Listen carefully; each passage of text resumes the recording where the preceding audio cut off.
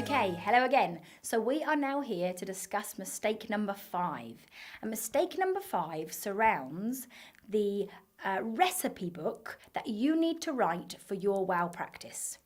And what do I mean by recipe book? Well, you need to have a recipe for every single area in your practice, and that is how you want it done there.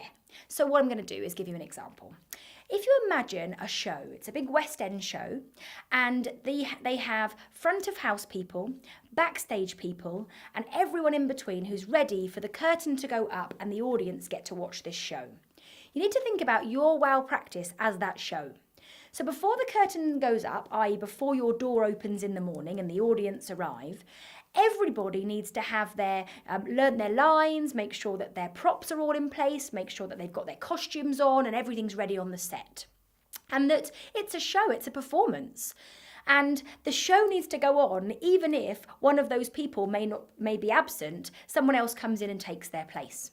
So the recipe book is the thing that enables that show to start on time every single day with everything in place, with the right people there, knowing what they should be doing.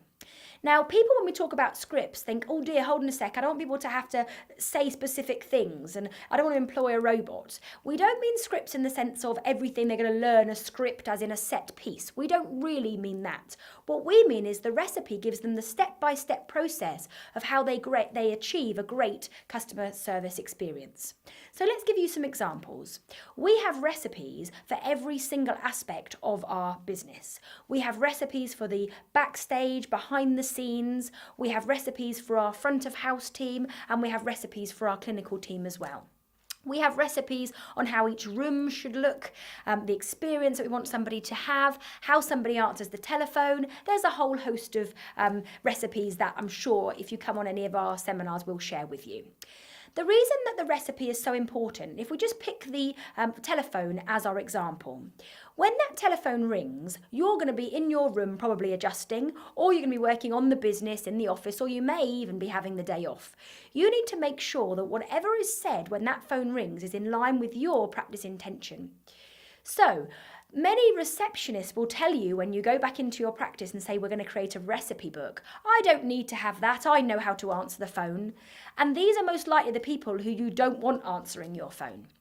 So the recipe book enables us to get a consistently fantastic show every single time someone comes into contact with your practice.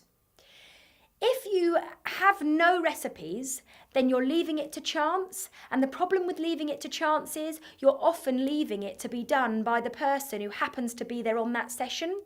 And actually, quite often, the way they want to do it and the way that you hoped that it would be done are probably quite different.